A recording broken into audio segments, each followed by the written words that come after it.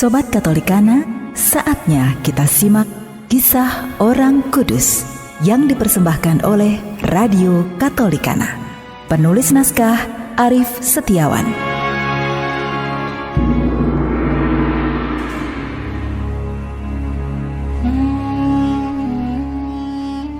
Saudara-saudari, hari ini kita akan mengikuti Santo Lazarus, sahabat Yesus.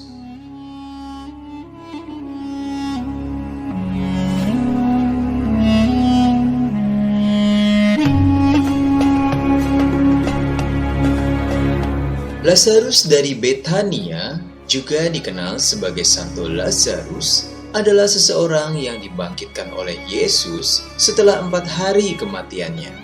Kisah mengenai mukjizat ini tercatat dalam kitab Perjanjian Baru, yaitu Injil Yohanes. Ia tinggal di Betania, kampung Maria dan adiknya Marta. Lazarus adalah saudara kedua perempuan itu. Betania terletak dekat Yerusalem, kira-kira 2 mil jauhnya. Ketika Lazarus sakit, Maria dan Marta mengirim kabar kepada Yesus. Ketika Yesus mendengar kabar itu, Yesus mengatakan bahwa oleh karena penyakit itu, Anak Allah akan dimuliakan. Lazarus sudah mati, tetapi syukurlah aku tidak hadir pada waktu itu, sebab demikian lebih baik bagimu, supaya kamu dapat belajar percaya. Marilah kita pergi sekarang kepadanya. Ketika Yesus dan para murid tiba, didapatinya Lazarus telah 4 hari berbaring di dalam kubur. Di situ banyak orang Yahudi telah datang kepada Marta dan Maria untuk menghibur mereka berhubung dengan kematian saudaranya itu. Ketika Marta mendengar bahwa Yesus datang, ia pergi mendapatkannya, tetapi Maria tinggal di rumah. Maka kata Marta kepada Yesus,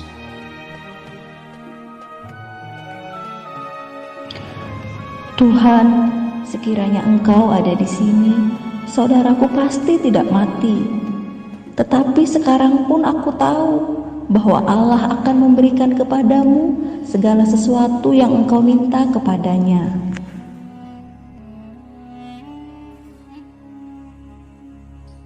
Akulah kebangkitan dan hidup.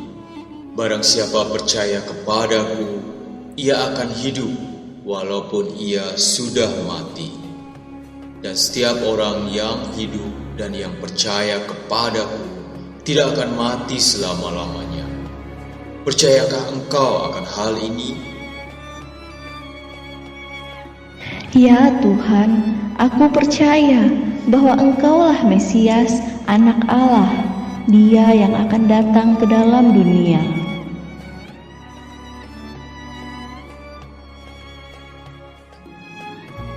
Sesudah berkata demikian, ia pergi memanggil saudaranya Maria dan mengatakan Yesus ada di sana.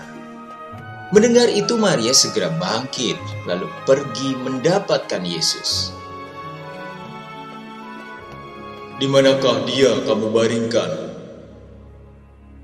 Maka mereka menunjukkan di mana Lazarus dikuburkan. Kubur itu adalah sebuah gua yang ditutup dengan batu. Lalu Yesus meminta agar tutup batu kubur itu diangkat. Namun Marta, saudara Lazarus, berkata kepadanya, "Tuhan, ia sudah berbau, sebab sudah 4 hari ia mati."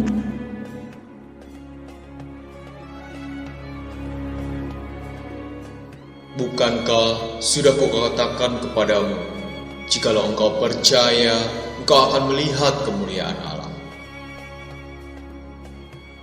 Maka mereka mengangkat batu itu. Lalu Yesus menengadah ke atas dan berkata, Bapa, aku mengucap syukur kepadamu karena engkau telah mendengarkan aku. Aku tahu bahwa engkau selalu mendengarkan aku, Tetapi karena orang banyak yang berdiri di sini mengelilingi aku mengatakannya supaya mereka percaya bahwa Engkaulah yang telah mengutus aku."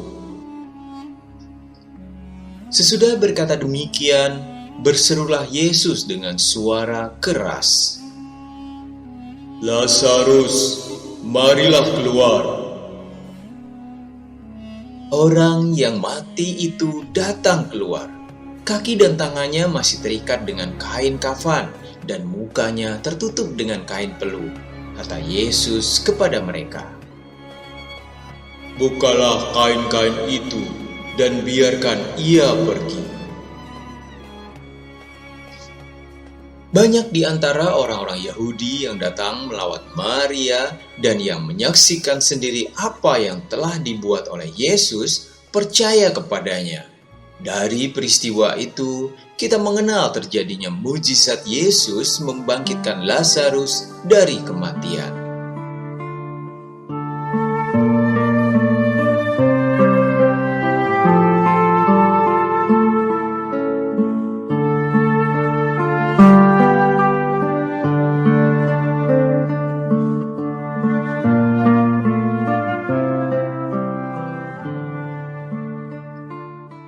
Saudara-saudari, amanat Paus Yohanes Paulus II pada masa Advent di depan palungan di Bethlehem, sebagaimana kemudian di depan salib di Bukit Golgota, menyatakan bahwa manusia membuat suatu pilihan mendasar mengenai Yesus.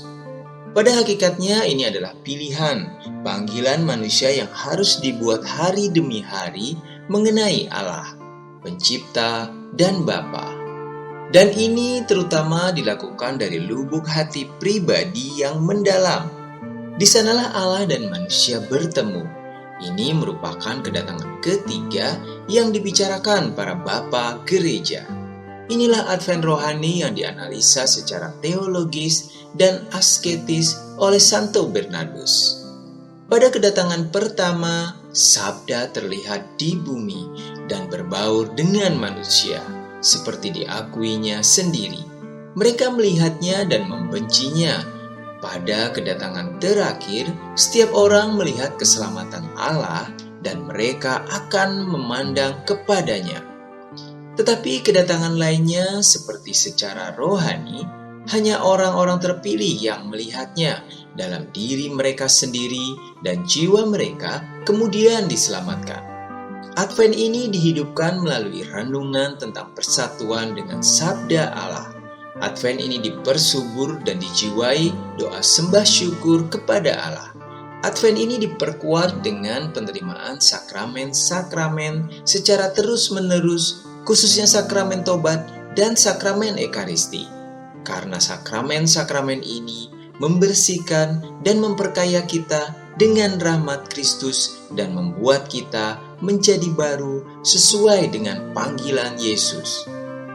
Bertobatlah dan percayalah kepada Injil.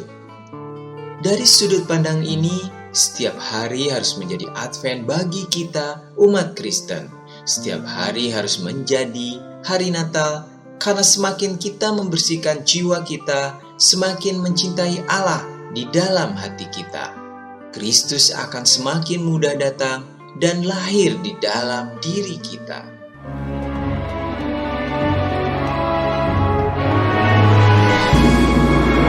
Demikian kisah orang kudus hari ini. Kisah orang kudus dapat Anda simak di Radio Katolikana setiap hari pukul 12 waktu Indonesia Barat dan pukul 19 waktu Indonesia Barat. Sampai jumpa di kisah orang kudus selanjutnya.